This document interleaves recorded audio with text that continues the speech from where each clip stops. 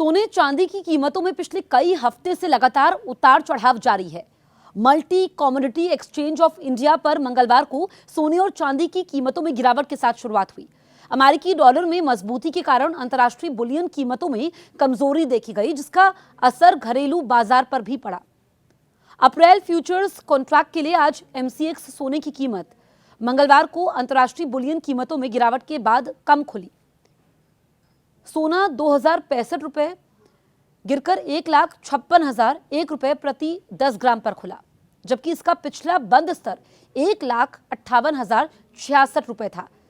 March futures contract के लिए MCX चांदी की कीमत आपको बताते हैं 2,59,997 रुपए प्रति किलोग्राम पर खुली, जो अपने पिछले बंद स्तर 2,62,620 रुपए से 2,623 रुपए कम है, यानी कि 1% कम है। मुंबई में आज सोने की कीमत आपको बताते हैं 24 कैरेट सोने के लिए आपको 15,791 रुपए प्रति ग्राम देने होंगे। 22 कैरेट सोने के लिए 14,475 रुपए प्रति ग्राम देने होंगे।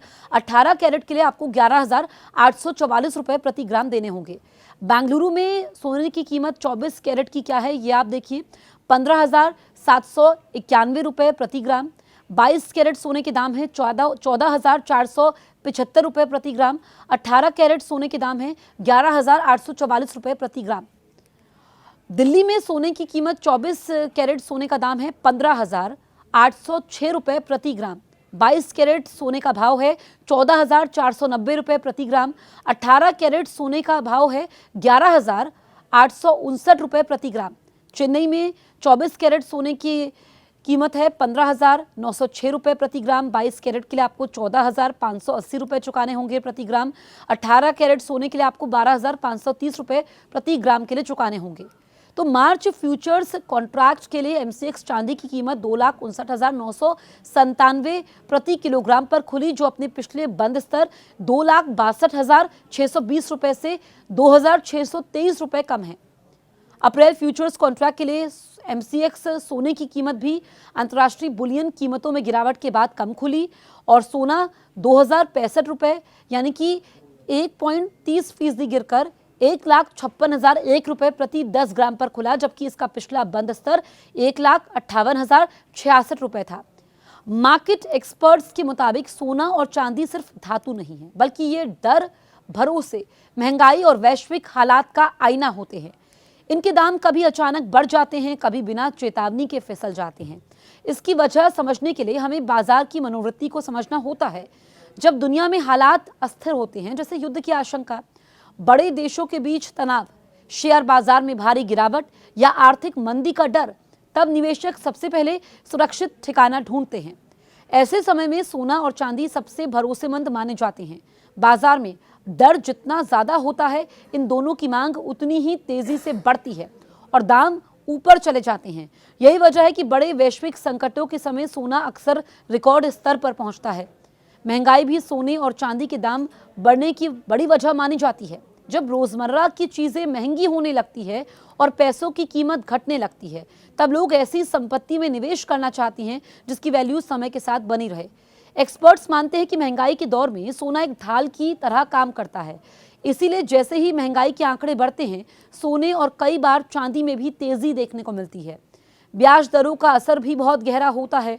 जब केंद्रीय बैंक ब्याज दरें घटाते हैं, तब बैंक में पैसा रखने या बॉन्ड में निवेश करने का फायदा कम हो जाता है। ऐसे में निवेशक सोना और चांदी की तरफ रुख करते हैं, जिससे इनके दाम बढ़ते हैं। इसके उलट जब ब्याज दरें तेजी से बढ़ाई जाती हैं, तब सुरक्षित रिटर्न वाले विकल्प ज्यादा आकर्षित लगने लगते हैं और सोना चांदी थोड़े कमजोर पड़ जाते हैं। डॉलर की चाल भी इनकी कीमत तय करने में अहम भूमिका निभाती है। अंतर्राष्ट्रीय बाजार में सोने और चांदी की कीमत डॉलर में तय होती है। जब डॉलर कमजोर होता है, तब सोना चांदी दूसरे देशों के निवेशकों के लिए सस्ते हो जाते हैं और मांग बढ़ जाती है, जिससे दाम ऊपर जाते हैं। लेकिन जैसे ही डॉलर मजबूत होता है, वही सोना चांदी महंगे लगने लगते हैं और कीमतों पर दबाव आ जाता है। भारत जैसे देशों में मौसमी मांग भी बहुत मायने रखती है। शादी का सीजन, त्योहार, धनतेरस और अक्षय तृतीया जैसे मौके सोने की खरीद को बढ़ा देते हैं।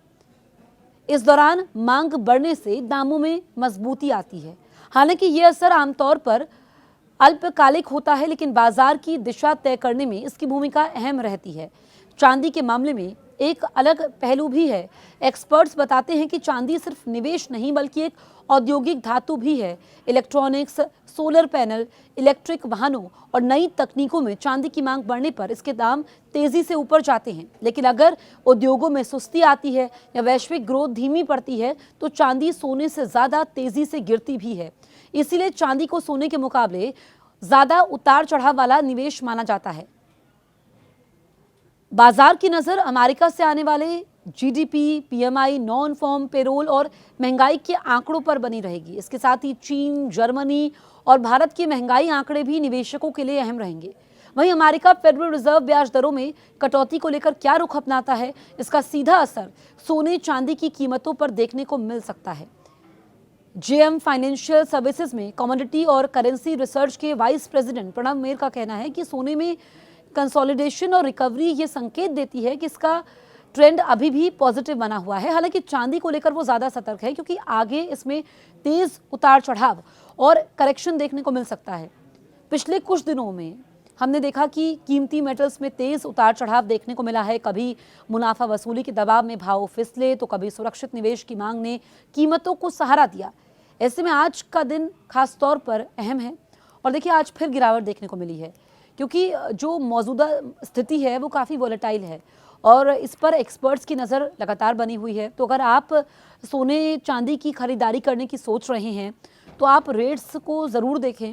और जो लोग रेट्स के नीचे आने का इंतज़ार कर रहे हैं, हालांकि कुछ लोग कह रहे थे कि सोना काफ़ी नीचे आएगा, पर अभी हम देख रहे हैं कि आज भी सोने की कीमतें कम ज़रूर हुई है लेकिन इतनी कम भी नहीं हुई हैं। तो पिछले कुछ दिनों में हमने देखा कि सोना ज़्यादा नीचे आया था, फिर सोना ऊपर गया। आज भी यहाँ पर दाम गिरे हैं। लेकिन निवेश के मामले में अगर हम देखें तो एक्सपर्ट्स कहते हैं कि अगर आप लंबी अवधि के लिए लेते हैं, कम से कम 4 से 5 साल का आपका गोल होता है, तो फिर आपको फ़ायदा मिलता है। सोना एक ऐसी धातु है जिसकी चमक कभी फीकी नहीं पड़ती है, यानी कि हमेशा चमकता रहता है और आपको फ़ायदा ही देता है। अब इसमें अगर आपको ज्वेलरी बनानी है या घर में शादी है, कोई त्यौहार है, तो फिर अगर आप ज्वेलरी खरीदते हैं तो आपको उसमें मेकिंग देनी पड़ती है और मेकिंग काफ़ी ज़्यादा होती है जिसमें आपको नुकसान हो सकता है। लेकिन आप सोने के शौकीन हैं, आप चाहते हैं कि इन्वेस्टमेंट भी हो, आप साथ में जो है ज्वेलरी भी पहने, तो आप ज्वेलरी बना सकते हैं, लेकिन मेकिंग उसमें आप ज़रूर चेक करिए। अगर आपको इन्वेस्टमेंट करना है तो आप गोल्ड बिस्किट्स ले सकते हैं, गोल्ड के कॉइन्स आप ले सकते हैं, जितनी आपकी पॉकेट अलाउ करती है। 1 ग्राम से लेकर के आप ऊपर जितना बढ़ना चाहें आप बिस्किट्स, कॉइन्स आप ले सकते हैं। इसके अलावा आप डिजिटल गोल्ड में इन्वेस्ट कर सकते हैं। अलग अलग प्लेटफॉर्म्स में ऑप्शन है, आप गोल्ड ETF कर सकते हैं, गोल्ड की SIP कर सकते हैं। तो बहुत सारे इसमें ऑप्शन हैं। हमने देखा कि जब चांदी की कीमतों में रिकॉर्ड उछाल आया तो लोगों ने चांदी की बिस्किट्स, कॉइन्स भी खरीदे, जिसमें मांग बहुत ज़्यादा बढ़ी, ऐसे में कमी देखने को मिली। तो चांदी को लेकर के एक्सपर्ट्स हालांकि कुछ भी कहने से बच रहे हैं क्योंकि चांदी में हमने देखा कि ज़बरदस्त यहाँ पर उतार चढ़ाव देखने को मिला और सोने में भी कुछ ऐसा ही है। तो ऐसे में बहुत सारे पहलू होते हैं जो सोने चांदी की कीमतों को तय करते हैं। ग्लोबल फैक्टर्स भी काफ़ी अहम होते हैं। तो अगर आप इन्वेस्टमेंट की सोच रहे हैं तो आप पहले रेट्स को देखें, उसके बाद कोई कदम उठाएं। आप क्या सोचते हैं इस बारे में हमें कमेंट करके ज़रूर बताएं और आप देखते रहिए न्यूज़ 18 इंडिया।